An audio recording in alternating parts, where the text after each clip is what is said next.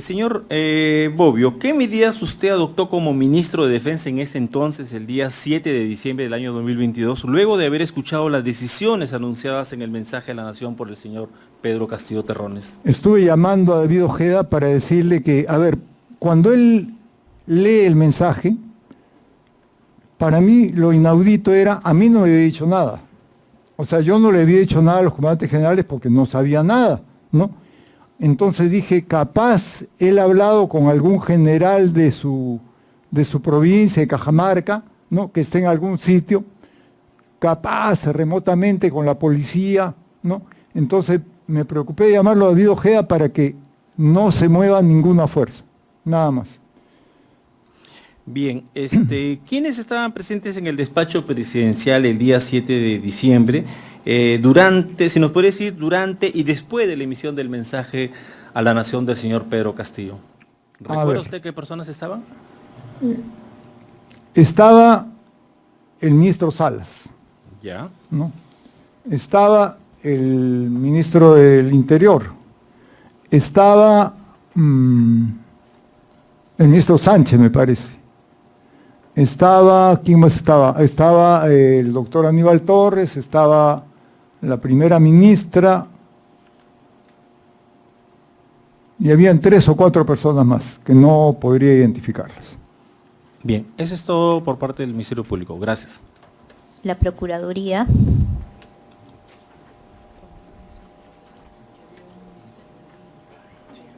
¿Va a formular alguna pregunta? Sí. ¿Recibió instrucciones directas del presidente Castillo o de algún otro funcionario para coordinar con las Fuerzas Armadas y la Policía Nacional del Perú el 7 de diciembre del 2022? No recibí ninguna instrucción de ellos, pero en cualquier caso hubiera sido solamente de las Fuerzas Armadas. Yo no tenía nada que ver con la policía. Eso es el Ministerio del Interior. Esas son todas las preguntas. Bien. La defensa del señor Torres Vázquez.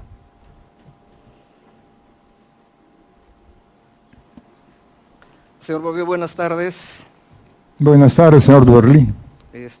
Unas 3 preguntas, por favor.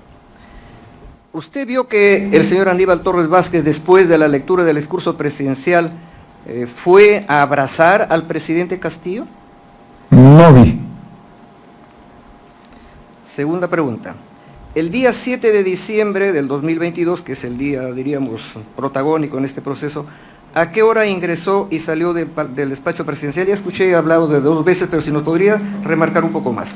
Ya, la primera vez entré, a ver, han estado exponiendo 5:45, habré entrado a las 8 y salido a las 8:30, cortito fue. La segunda vez habré entrado a las 10:30, 11 y he salido a la 1.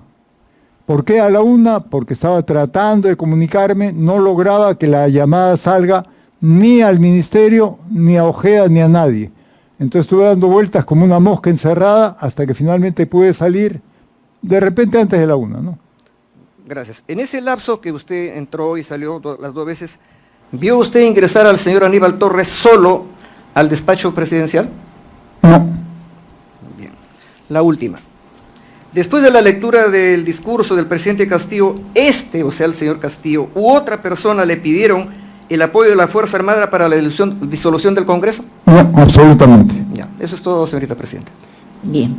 La defensa de el señor, de la señorita Chávez Chino.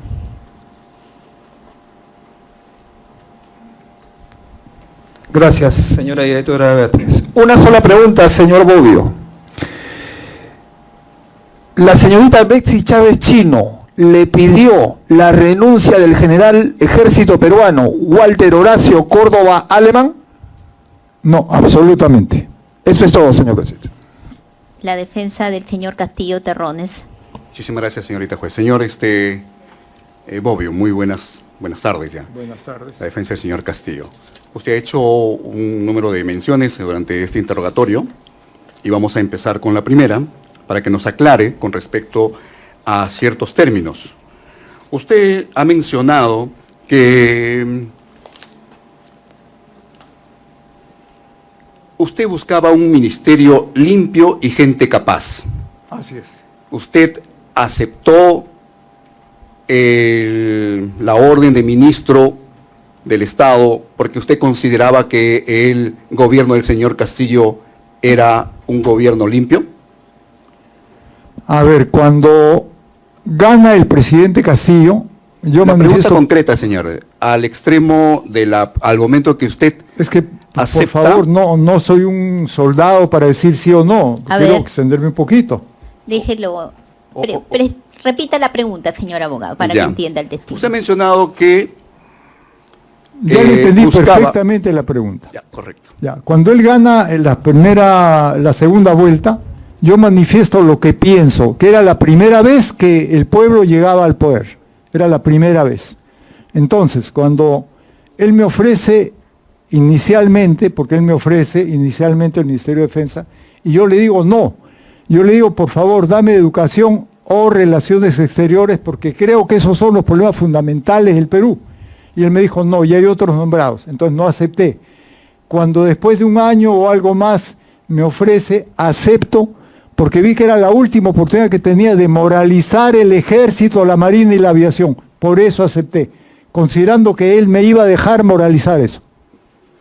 Correcto. Cuando usted menciona que el día que no hubo sistema de internet en el edificio del Ministerio de Defensa y que esto le debe a que la mafia se encargó, ¿a qué se refiere? Me refiero a que cuando yo llego y aviso lo mismo que digo acá, esto se va a moralizar, y sentía a los viceministros como que les dolía, sentían algo malo, y si cuando pido que se realice ya el nombramiento de viceministro, no, me dicen, no, se ha malogrado el sistema. Y tan es así que luego de que ya había habido la destitución de ellos, el viceministro ha continuado, es decir, se ha aferrado al cargo hasta que finalmente lo tengo que sacar, creo, cargado, ¿no? Entonces, ¿quiénes eran la mafia? A ver, cuando yo digo esto, concretamente el viceministro, que era un almirante en retiro, dice que ni sé su nombre porque no me interesa, agarra y me dice, eso será en el ejército, la marina no, pero ya había llevado al comandante Paredes, que ha enjuiciado a muchos almirantes, incluso a los que son dueños de Chancay, por malos manejos. Entonces el comandante le dice, mire almirante, usted tiene estos juicios, esto, el otro. Señor Bobbio, díganos, Sí. ¿el presidente Pedro Castillo condicionó su nombramiento como ministro de Defensa a algún tipo de favor político o personal, como por ejemplo que usted lo respalde en alguna decisión política o personalísima futura, como por ejemplo respaldarlo en cualquier tipo de mensaje presidencial, o que algún día tendrá que devolver el favor por su nombramiento? No, más bien me extrañó que aceptase que yo le diga que iba a trabajar independientemente y que iba a moralizar eso. Son todas mis preguntas. Muchas gracias. Bien. La defensa del señor Venero. Ninguna ¿Alguna pregunta? señorita directora de debate. Del señor Lozada, Ninguna pregunta, señora magistrada. del señor Huerta. Ninguna, su señoría. Díganos, ¿cuál es el procedimiento para el nombramiento del ministro de Defensa? A ver, en mi ignorancia política, me parece que todos los ministros, a diferencia de como debe ser constitucionalmente nombrados por el primer ministro y por el presidente, me parece que simplemente el presidente elige a quien le da la gana. Perdone la mala expresión de repente, pero esa es la impresión que yo tengo. De hecho, cuando después yo lo busco al señor Aníbal Torres, que se hizo un escándalo, que por qué lo había buscado, era para preguntarle eso, ¿quién me había nombrado? O sea, ¿cómo había aparecido yo de ministro? La pregunta siguiente es, ¿por qué motivo lo eligieron como ministro de Defensa, considera usted? A ver, disculpen ustedes la falta de modestia, ¿sí? Pero salió en televisión que yo era un infeliz, Montoya dijo no es apto, todo. Yo digo, ¿con qué derecho? Toda mi vida he sido número 1 en el ejército, tengo 2 doctorados, tengo 2 maestrías en Europa en las que he salido excelente, ¿no? Nunca he tenido un acto de corrupción, absolutamente, y si yo estaría en este momento de ministro, no estaríamos comprando los aviones y endeudando 30 años al Perú. Bien. ¿Conoce usted por qué motivo renunció su antecesor Daniel Barragán Colonna? No, nunca conversé con él y eso me extraña porque me llegó una carpeta fiscal donde él declara que yo me he encontrado con él. Nunca lo he visto en mi vida. Bien, son todas las preguntas. Gracias. Gracias.